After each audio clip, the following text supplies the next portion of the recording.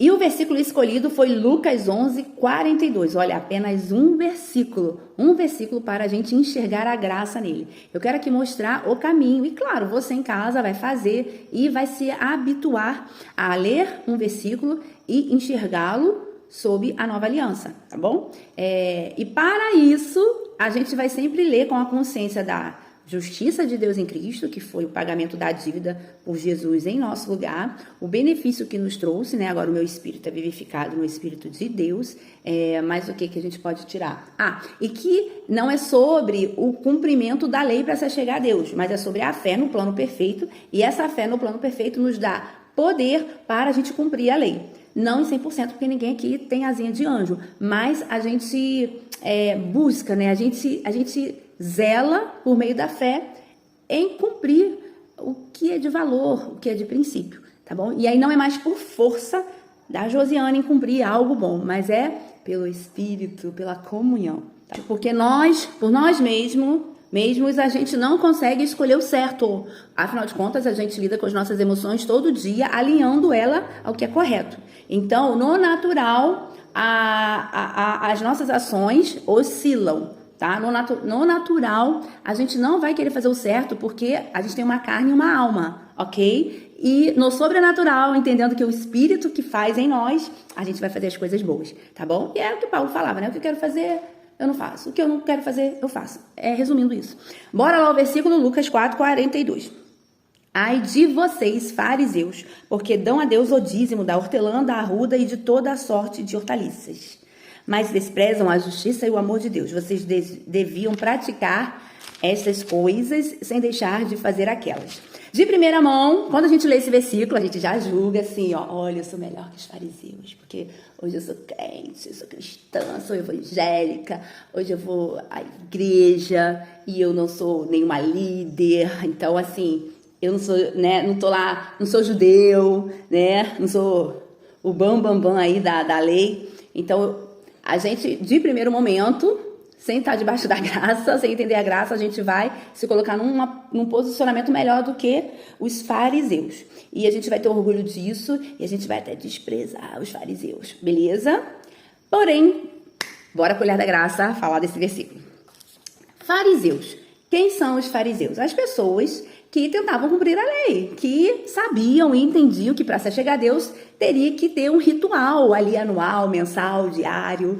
E aí aqui fala, né, das do dízimo, né? A primícia, eles entendiam, temos que dar a primícia para receber, para ficar bem com Deus. Então, fariseu era isso, tá? E um ponto mais agravante no que se diz ser fariseu não era nem eles saberem a lei, porque a lei é boa, a lei é perfeita, mas era porque eles mesmos não davam conta de cumprir a lei e exigiam de outras pessoas que cumprissem. Isso é o ponto fraco de ser fariseu, tá bom? Então, tranquilo. Então, começou a falar dos fariseus. Então, ai de vocês, fariseus. E aí, esse conceito aí que eu dei brevemente. E aí ele fala, porque vocês dão o dízimo da hortaliça, da arruda e de toda sorte de hortaliças. Ou seja, o princípio de entregar, né, ao ser superior para receber algo. E isso era lei, e era regra, e acontecia. Dava o dízimo, dava as primícias, e Deus retribuía com as coisas boas, porque estava na lei que tinha que dar, ok?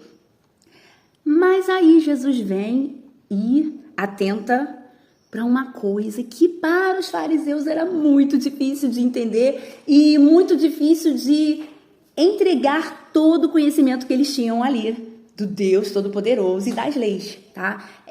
Não veja só o fariseu como um sepulcro caiado, né? Como a própria Bíblia fala, mas veja o fariseu como alguém assim, eu não quero largar esse ritual, é uma pessoa que não tem capacidade de largar uma religiosidade para abraçar o Cristo, né? Uma comunhão plena, não pela religião, não pela regra, mas pelo relacionamento e reconhecendo as falhas. Porque para você ter relacionamento com Deus, a primeira coisa que você reconhece no natural, ninguém faz força, é uma coisa simultânea, né? Instantânea. É assim, caramba, eu sou muito falha. Eu preciso abraçar esse Deus que me resgatou mesmo com essas falhas. Então, isso não acontecia no coração dos fariseus, porque era aquela coisa assim, eu preciso fazer para me chegar. Não é sobre esse Jesus que veio com essa comunhão, com esse amor, não. Eu preciso fazer. E aí, acontecia lá, né, na hora dos dízimos, as entregas, para ter a retribuição. E aí, Jesus vem e fala, mas desprezam a justiça e o amor de Deus. E aí, por que eu tô falando que os fariseus, a gente tem que ter esse olhar mais assim, mas assim, entendendo que eles não tinham a capacidade de entender o Jesus, porque eles estavam muito fincados nas regras, muito arraigados nas regras, e não no Cristo. Porque ele fala assim, desprezam a justiça e o amor. Vamos lá, o que eles desprezavam? Que justiça é essa? Isso que o povo de Deus hoje precisa entender e andar nessa verdade. Eles desprezavam a justiça que viria, ok? A justiça de que eu estou aqui para trocar de lugar com vocês e, por meio de mim, cumprindo toda a lei, vocês se achegarem a Deus e descansar desse fardo aí que é sacrificar anualmente, ofertar, e uma hora receber bênção e uma hora receber maldição, uma hora ser castigados, punidos e uma hora ter a bênção. Não, o meu pai amou tanto vocês que agora é a justiça dele em mim. Então, eles desprezavam nada mais, nada menos que o próprio Cristo, porque o Cristo é a nossa justiça. Então, desprezam a justiça e o amor de Deus, porque sem o amor de Deus não haveria a justiça de Deus em Cristo.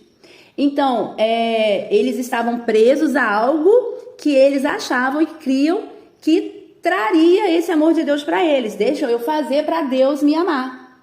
Deixa eu terminar os rituais aqui para receber do amor desse Todo-Poderoso, que tem que entrar no Santo dos Santos, acender a vela, matar, bababá. Isso era para eles o sagrado. E aí Jesus vem e fala, de tanto eles amarem essa regra, esse ritual, essa religiosidade, eles desprezam o amor de Deus, que foi olhar para eles e falar, gente, esse povo, eu amo tanto esse povo, eles não vão conseguir manter o relacionamento comigo por meio da lei. Então eu preciso fazer uma justiça perfeita para eles terem acesso a mim para sempre. E bem perfeitinho, que é por meio do meu filho, que é o único que vai conseguir cumprir a regra, ser morto, ressuscitar e comprar cada um deles com preço de sangue. Aí sim, aí a gente passa a não julgar o fariseu. Se você for ler esse versículo naturalmente, a primeira coisa, a gente massacra o fariseu e não contempla o amor de Deus ao ponto de fazer Jesus, ao ponto de nos fazer justiça em Jesus, para ter acesso a ele.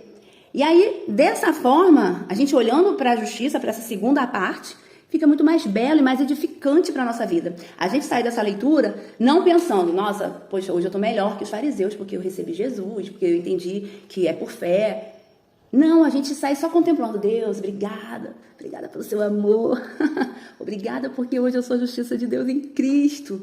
E, gente, é certo, quando você contempla essa verdade, isso é poder na sua vida para você cumprir os princípios de Deus, andar nos valores de Deus. Isso que é o bom do Evangelho. Esse é o poder do Evangelho que está escrito na palavra.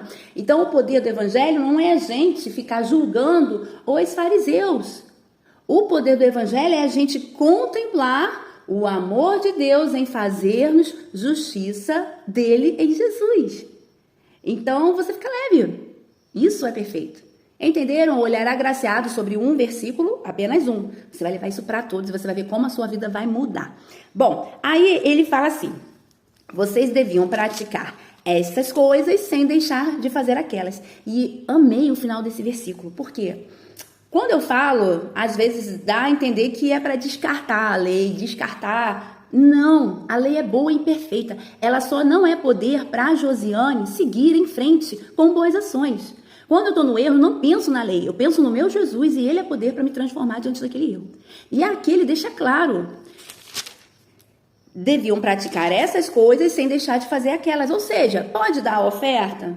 Pode dar o dízimo? Claro que pode. Pode tentar ser melhor por meio das ações? Pode. Vai fazer um ritual de vez em quando? Quem não faz? A gente faz nosso ritual diariamente. né, do dia a dia, sem ser relacionado à religião, a gente tem a nossa rotina, o nosso ritual. Agora, o fundamento não pode ser o ritual. O fundamento não é o café da manhã, não é a hora do almoço, não é a hora de descanso, não é o trabalho. O ritual não é o dízimo, não são as ofertas, não são o momento de você tá olhando para si e falando, poxa, isso aqui eu tô cumprindo, isso aqui eu não tô. Isso não é o principal. Agora, a comunhão é o principal. Entender o plano perfeito é o principal. Uma vez eu indo estudar a palavra num seminário que eu fiz, e tudo muito novo pra mim. Eu falei, gente, como assim, pai? Parece que eu me converti hoje. Tá tudo muito novo, mas eu sou convertida há anos. O que tá acontecendo, Deus? Nessa época eu já tinha a consciência da voz do Espírito, tá bom, em mim. Eu sabia ouvir o Espírito, aprendi a ouvir o Espírito. E aí eu tava de moto andando lá, né, pro seminário. E ele falou comigo assim, Josiane, calma. Você só tá mudando a ordem. Você antes colocava o fazer na frente do ser. Hoje você está aprendendo que você é e você fará. Você é e você faz. Você é e agora você faz. E aí eu falei, obrigada, Deus. E é exatamente isso. José, ele vai cumprir a lei hoje? Na medida do possível, eu tento cumprir a lei. Só que eu não penso na lei. Eu penso que eu sou a filha resgatada do império das trevas para o reino de luz. E quando eu penso nisso, eu levo a minha consciência para isso, que faz parte do plano perfeito, automaticamente eu vou não olhar, eu vou não mentir, eu vou não roubar, eu vou não pensar. Entenderam? Se eu não vou, eu vou pelo menos diminuir, né? Pensamento acho que é o pior. O pior dos erros nossos são os pensamentos. Porque você tem que lidar consigo 24 horas. É diferente de você, né? Tentação de roubar, né? De adulterar, né? Em físico, entendeu? Não cobiçar. Enfim, não idolatrar pessoas, sabe? O pior de tudo é aqui. Mais difícil. Resumindo, a gente vai ter uma falha em algum momento. E aí, Deus vem com essa lindeza. Ei, presta atenção no meu plano perfeito que você vai fazer sobre as regras. Só que a gente vai fazer as regras sem pensar nas regras. Josiane, que matemática é essa? A matemática de Deus. É a matemática de Deus.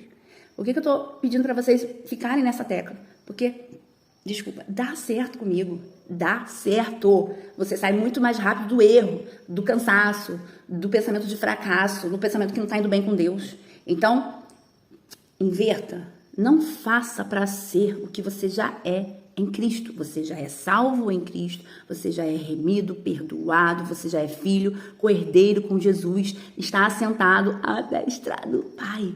E ponto. Se você vai cumprir 10%, 20%, 30%, 99,9% das regras, isso não interessa a Deus a nível de salvação. Isso faz parte do nosso processo, mas não determina a finalidade do plano perfeito. Tá bom? É isso, é sobre isso o cristianismo. E aí tem muitas outras coisas legais aqui nesse versículo, mas eu prometi que ia falar só sobre um para não ficar grande. Mas o meu intuito aqui foi mostrar para vocês como a diferença entre ver um versículo pela lei e um versículo pela graça. Que o Espírito Santo possa conduzir você a cada estudo, a cada leitura da palavra, assim como ele me conduz. E lembrando, o foco não é ficar debatendo, não é ficar... quem não acredita, fica, vai, acredita. Não, só flua onde você tem que fluir e saiba que tem pessoas prontas para receber, tá bom? Beijinho para vocês, viva a graça, viva Jesus.